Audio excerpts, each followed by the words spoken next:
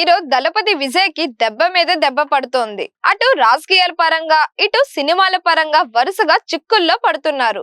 ముఖ్యంగా political entry ఇచ్చిన నాటి నుండి విజయ్ ఏదో ఒక రకంగా వార్తల్లో నిలుస్తూనే ఉన్నారు. రాజకీయాల్లోకి వచ్చిన తరువాత విజయ్ కరూర్లో ఓ భారీ సభ ఏర్పాటు చేశారు. ఈ సభలో జరిగిన తొక్కిసలాటలో 30 నుండి 40 మంది వరకు ప్రజలు చనిపోయారు. 100 మందికి పైగా గాయపడ్డారు. ప్రస్తుతం దీనిపై సిబిఐ విచారణ జరుగుతోంది. ఈ వివాదం ఇలా ఉండగానే విజయ్ భార్య సంగీత ఆయనపై సంచలన ఆరోపణలు చేశారు.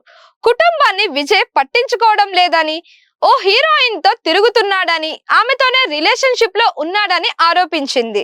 ఈ క్రమంలోనే ఆమె భర్తకు విడాకుల నోటీసులు సైతం పంపింది. విడాకుల నోటీసులు పంపిన కొద్ది రోజులకే విజయ్ హీరోయిన్ త్రిషతో ఓ ఈవెంట్ లో దర్శనమిచ్చాడు.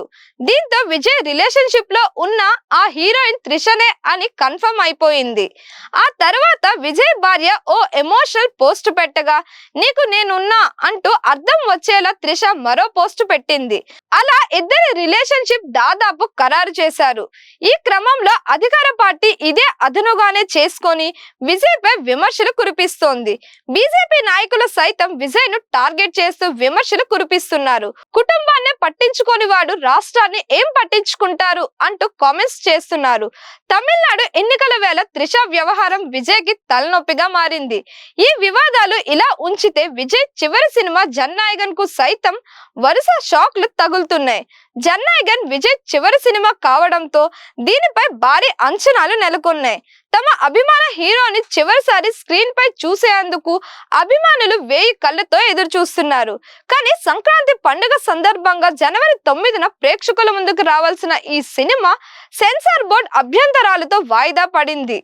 విడుదలకు ఒక రోజు ముందు అభ్యంతర సన్నివేశాలు ఉన్నాయంటూ సినిమాను నిలిపివేశారు. దీంతో సెన్సార్ సర్టిఫికేట్ కోసం చిత్ర బృందం మద్రాస్ హైకోర్టును ఆశ్రయించింది. ఒక దశలో సింగిల్ జడ్జి సానుకూలంగా తీర్పు ఇచ్చిన సెన్సార్ బోర్డు రిట్ పిటిషన్ వేయడంతో డివిజన్ బెంచ్ పై స్టే విధించింది. స్టే తరువాత ఈ వివాదం కోర్టుల చుట్టూనే తిరుగుతోంది. వాయిదా పడిన తరువాత ఏప్రిల్ 30 లోపు సినిమా విడుదల అవుతుందని వార్తలు వచ్చినా అది కూడా కష్టమే అని సంకేతాలు కనిపిస్తున్నాయి.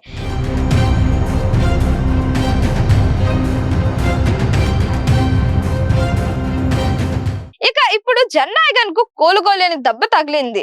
ఈ సినిమా మొత్తం ఇంటర్నెట్ లో లీక్ అయినట్టు ప్రచారం జరుగుతోంది. చిత్రంలోని సన్నివేశాలు కూడా సోషల్ మీడియాలో చక్కర్లు కొడుతున్నాయి. కీలక సన్నివేశాలు దాదాపు 48 నిమిషాల సీన్లు అయినట్లు తెలుస్తోంది. యాక్షన్ సన్నివేశాలు, ఒక పాటతో పాటు మరికొన్ని ముఖ్యమైన సీన్లు కూడా బయటకి వచ్చినట్లు ప్రచారం జరుగుతోంది.